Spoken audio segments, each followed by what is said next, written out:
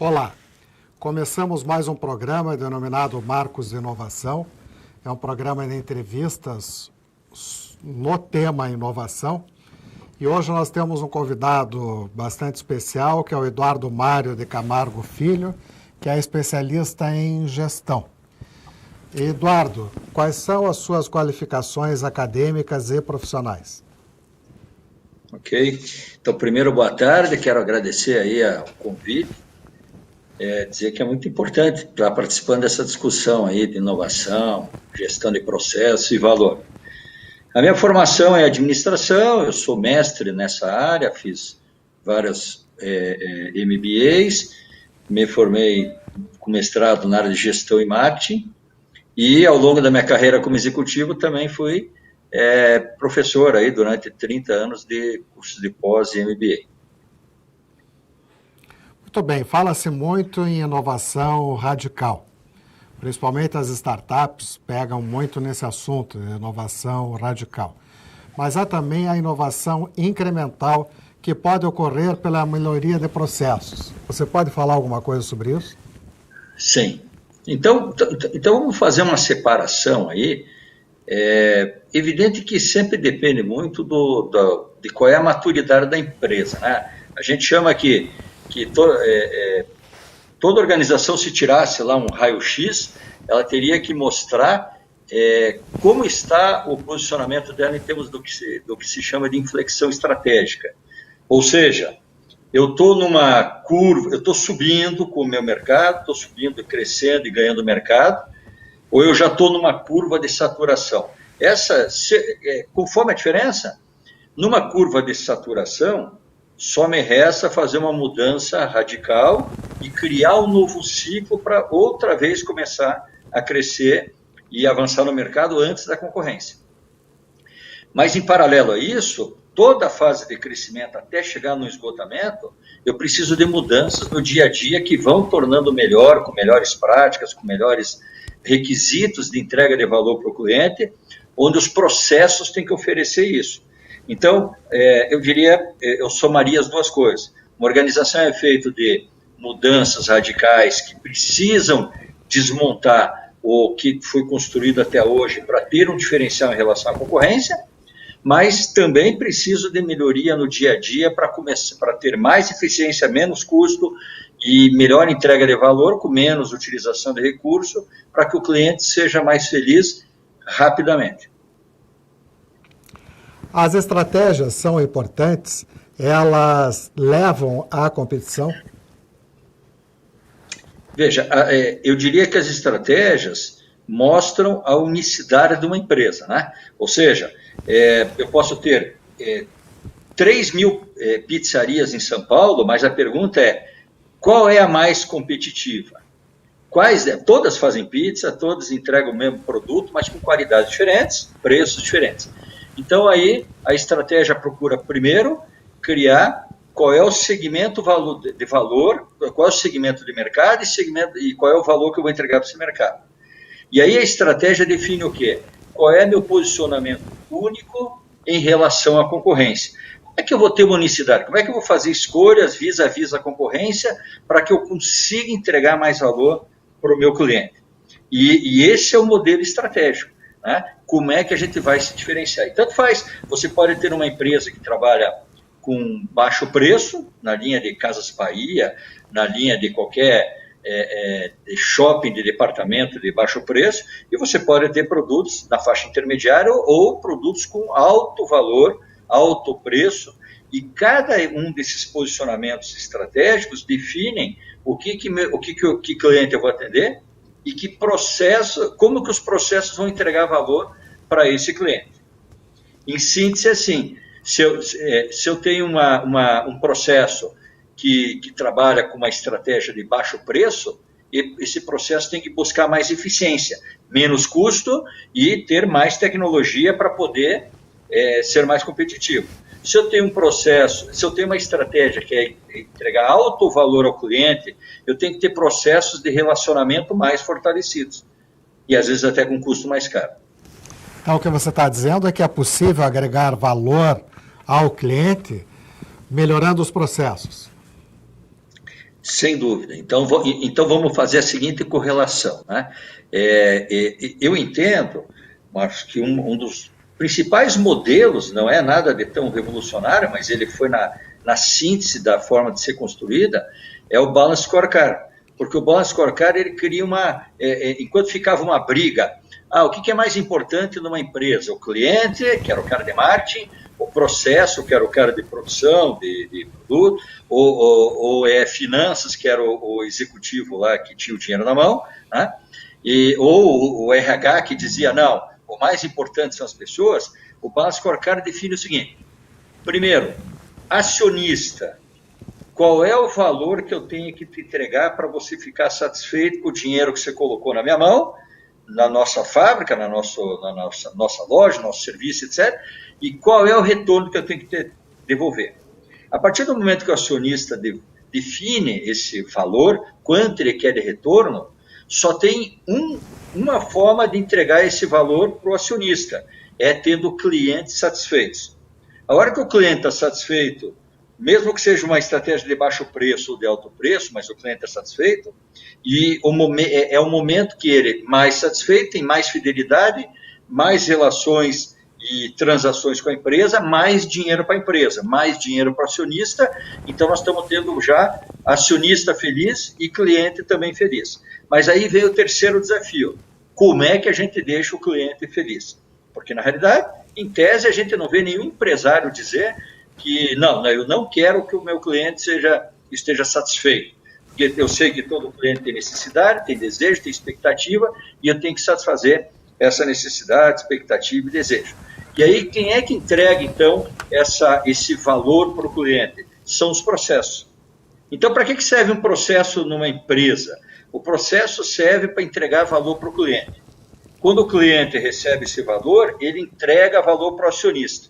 E essa relação de causa e efeito é que é fundamental. E é por isso que hoje os processos estão cada vez mais numa inflexão, fazendo com que eles consigam entregar mais valor ao cliente com menos custo operacional, né? Em termos de recurso, tempo, tecnologia e, de um modo geral, os investimentos necessários também nesse processo, tá? E deixa eu aqui fazer um exemplo que eu acho que sintetiza bem o que nós estamos falando em tese sobre as perspectivas do Balance Scorecard, mas veja que nas últimas décadas, nas corridas de automobilística, tem um momento do pit stop.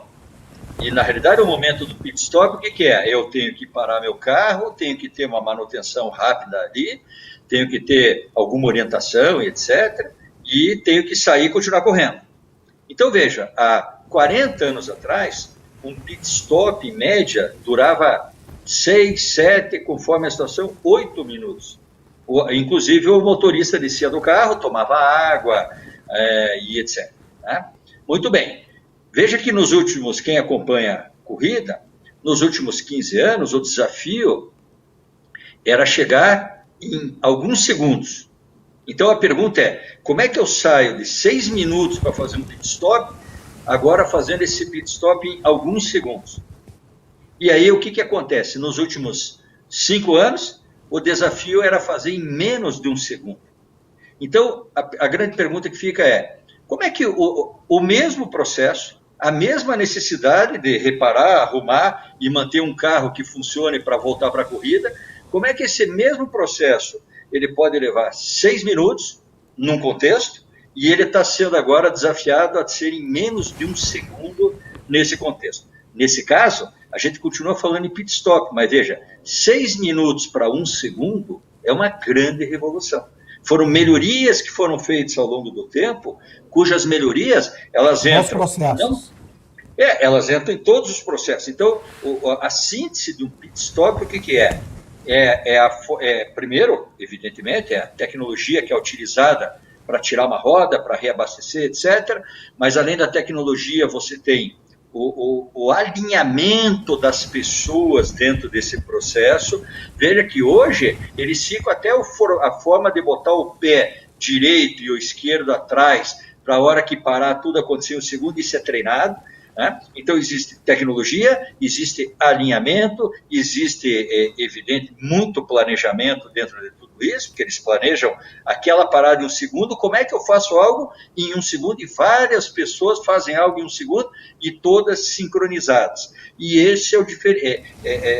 Eu diria que dentro dessa metáfora aí, se todos os gestores de processo buscassem a inovação, inovar em seus processos nessa forma, os resultados não seriam apenas de 5%, 10%, seriam de muitas vezes acima do desempenho que o processo pode entregar. Muito bem, você veja. Há cerca de 2 anos e meio atrás, eu estive no Vale do Silício, representando o Paraná, e o objetivo era trazer tecnologias voltadas à agricultura. E nós estivemos lá visitando uma startup que estava dentro do campus de California Davis, que é uma universidade muito especializada em alimentos e agricultura. Eles fizeram uma espécie de uma esteira e você olhava no microscópio um determinado alimento, ele estava altamente contaminado. Aí eles passavam o alimento por aquela esteira, você olhava de novo, ele já não tinha mais contaminação alguma. Eles ficaram 10 anos trabalhando em conjunto com os pesquisadores da California Davis para desenvolver esse equipamento. Você não acha que as nossas startups aqui brasileiras são mais imediatistas? Elas não querem desenvolver um software e ficar ricos do dia para a noite? Uhum. Sim, eu concordo, que até porque se a gente pegar na história das startups aí, elas são, no nosso caso, mais recentes, né? Mas você tocou em 2 pontos fundamentais aí. O primeiro existe uma cultura tradicional e basicamente as organizações no Brasil, muitas décadas trabalharam sob o efeito de quando eu vou planejar, eu vou olhar para o passado, ver o que eu fiz, o que eu não fiz, e aí eu chego no presente e defino o meu futuro. E aí o que acontece? Muitas vezes você repetia as mesmas coisas, né? Porque você ia para o passado, repetia o que estava fazendo e melhorava um pouquinho. O que está se discutindo hoje é como é que eu jogo fora esse passado e como é que eu, antes de olhar para o meu presente, olho para o futuro. E nesse futuro, eu vou desenhar um cenário, cujo cenário eu quero estar lá no médio e longo prazo, e aí eu trago para o presente que ações têm que ser equacionadas para eu chegar nesse futuro. E aí entra nesse movimento que você disse. Se eu vou levar 10 anos para gerar uma tecnologia, não tem problema. Mas eu olhei para esses 10 anos, vi a oportunidade que tinha lá na frente e trabalhei 10 anos para enfrentar esse modelo. Eu diria que, dentro do que se colocou, as startups hoje, pega essas fintechs também, que é muito comum hoje, né? Elas estão no ramo de soluções disruptivas, etc., mas elas estão ainda muito naquele modelo de romper os padrões de mercado, visando destronar os atuais detentores. Então, eles também têm uma visão de curto prazo, eles querem quebrar esses líderes de mercado, situações pelas quais eles vão inovar. Agora, é muito mas importante poucas pensam em processos. Sim. Agora, é muito importante que você está colocando. Eles vão ter sustentabilidade nisso, eles vão conseguir, nos próximos anos, continuar entregando esse valor para os clientes, né? Esse seria um caminho aí que é o que está se questionando todo dia dentro dessas empresas, né?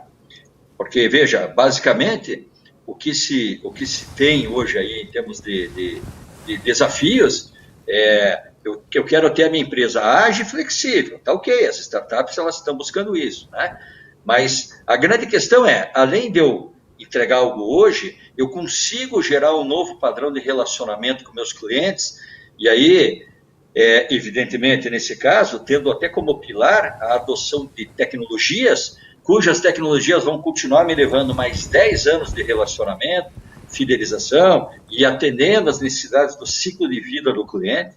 Então, basicamente, quando a gente busca agilidade, flexibilidade nessas empresas, são gestões baseadas em tecnologia da informação como principal plataforma. Isso tem que ter. Adotar novo modelo de padrão de conhecimento nos processos. Como é o que a gente fazia, o que fazemos hoje, como é que vamos fazer no futuro? Como é que a gente vai desintegrar cadeias de valores tradicionais, com cadeias integradas de valor, onde às vezes eu não faço tudo, mas eu tenho uma integração com outros fornecedores e cada qual consegue, então, entregar o seu valor dentro do que é necessário lá na ponta da cadeia de valor. Como é que a gente constrói um modelo mais enxuto, estabelecendo novos paradigmas de mercado, inclusive, né? Então, pegue assim, hoje o nosso contador tradicional, desde que a gente estudou lá e a gente via os contadores, ele dizia, eu vou me formar e eu vou cobrar um salário mínimo de cada empresa. Se eu tiver 50 empresas, eu ganho 50 mil reais. E durante muito tempo eles definiam isso como modelo de negócio. Mas se você pegar hoje uma plataforma Contabilize, ela faz a contabilidade de uma pessoa jurídica por R$ 49. Então esse é o conflito que se tem. Eu quando inovo e tenho um processo que não entrega mais produto ou serviço, entrega valor para o cliente, a pergunta é, eu vou continuar entregando esse valor daqui a 5 anos, 10 anos, 15 anos ou 20 anos? Né? Então, esse eu diria aí que é um dos desafios principais, né? A maior facilidade de acesso às comunicações e às informações, como essas coisas mudaram o mercado? Muito bem. Então, vamos primeiro, né, dar pensar nessa integração. Tá?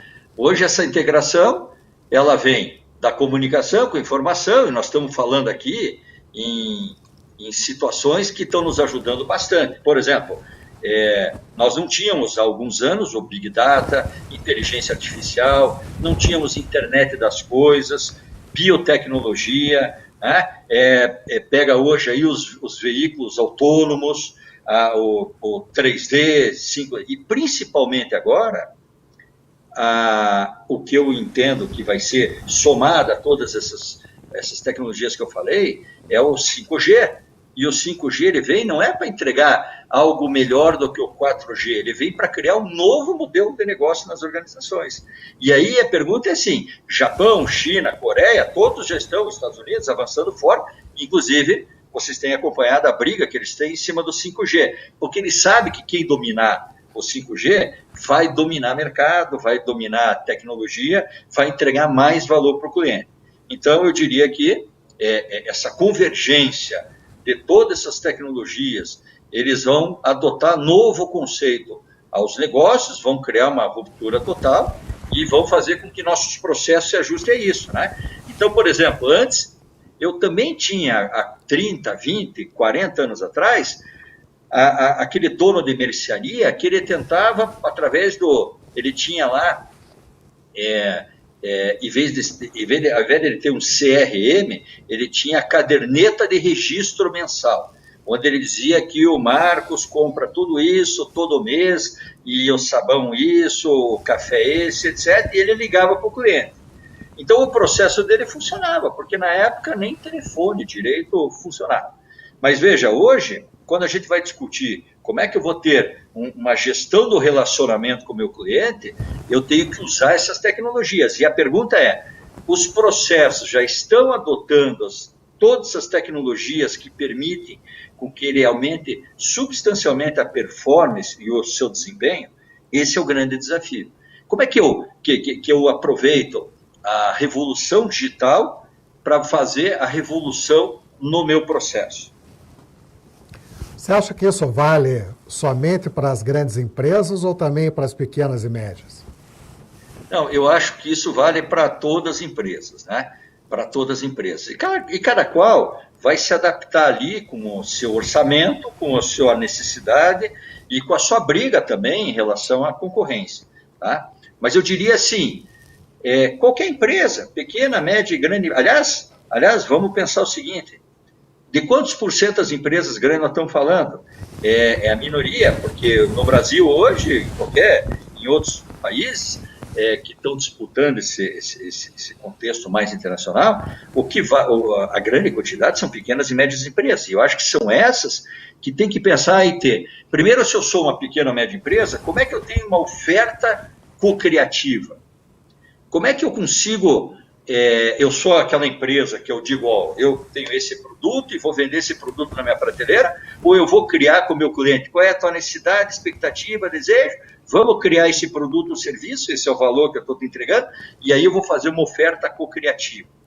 Agora que eu tenho uma oferta co-criativa, para ter uma oferta co-criativa, eu preciso, mesmo sendo pequeno ou médio, eu preciso ter uma grande interação com a comunidade na qual eu tenho interesse em captar clientes. Então, as comunidades hoje já são co-criativas, porque eu não, com a minha empresa, posso ainda não ser, mas a comunidade na qual meus clientes potenciais estão lá, elas já são co-criativas. A pergunta é, como é que eu estou interagindo com essas comunidades, com que ferramentas, com que tecnologias, e de que forma eu vou conversar com essas comunidades para criar junto e fazer oferta co-criativa. Esse é um desafio, e está cheio de... E quanto custa isso? Os entusiastas estão nas redes aí disponíveis, eles estão loucos para ajudar, e o cliente que quer receber um valor maior, ele também está disponível a ajudar. Agora sim, agora eu digo, eu me relaciono com a comunidade e tenho ofertas co-criativas. A pergunta é, nossos processos são co-criativos? Ou eu digo, não, o senhor tem que entender aqui no meu balcão, eu só entrego isso porque eu tenho que fazer isso, porque o meu sistema é assim. Como é que meu processo consegue ter essa flexibilidade e essa cocriação? Como é que ele consegue se ajustar rapidamente às mudanças de demanda dos clientes e as mudanças de necessidade desses clientes?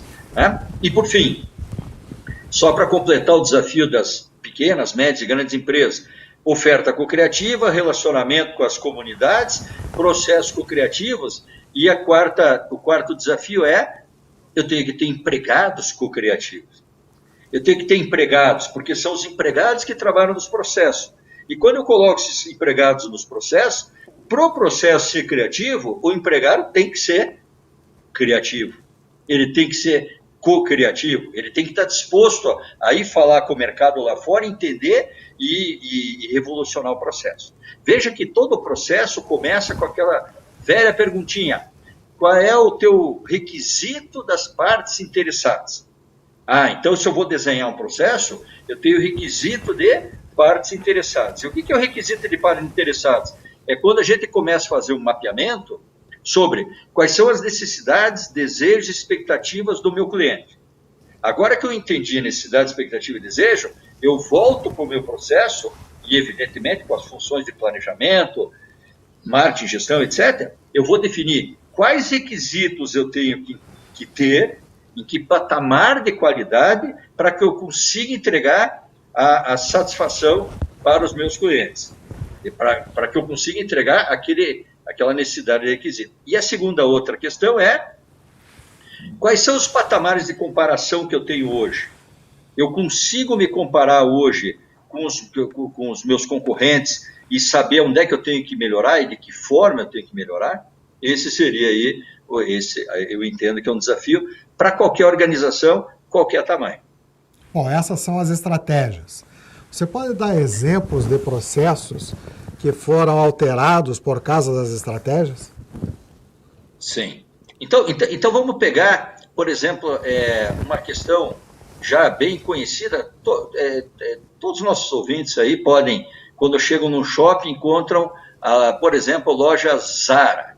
Né? Qual é a estratégia da Zara? A Zara nunca teve como conteúdo estratégico unicamente a intenção de ser inovadora. Ela meio que faz o que o pessoal chama no modelo de negócio deles, um copiar e colar. Ela vê o que está acontecendo e sendo lançado em Paris, Milão e Nova York.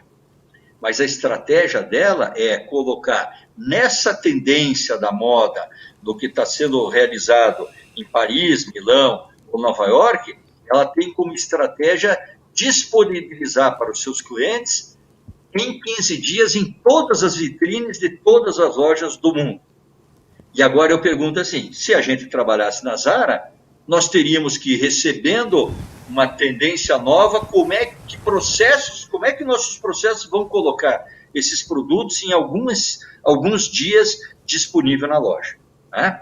Veja que a questão por exemplo, é o mais conhecido, todo mundo agora com o Covid teve que ficar em casa e ficou vidrado no Netflix. E o Netflix, ele é um modelo de negócio diferente naquilo que poderia ter sido percebido na estratégia e executado na hora certa para no futuro estar preparado. Não foi, ele pegou esse pedaço de mercado e entrou. E, na realidade, eu acompanhei, inclusive, numa cidade muito forte aqui no Paraná, e junto com os representantes dos hotéis, eles estavam discutindo como é que eles iam se ajustar em função do Airbnb, que estava fazendo com que a pessoa ficasse na mesma quadra, no prédio do lado, ao invés de pagar R$400, R$300, estava pagando R$150 para ficar ali numa suíte, num quarto lugar. Então, veja que os modelos, eles vão efetivamente se mudando e se ajustando em função do que se precisa, né? Muito bem, eu agradeço a sua participação, a entrevista foi muito boa e eu deixo agora a palavra para as suas considerações finais. Muito bem, primeiro eu que quero agradecer, né, o convite novamente e dizer da oportunidade desse programa em estar trazendo essa discussão, que é uma discussão que hoje todos estão passando por esse conflito, esse desafio, mas são esses desafios que fizeram a mudança, normalmente as mudanças de país, organizações e do mundo. Né?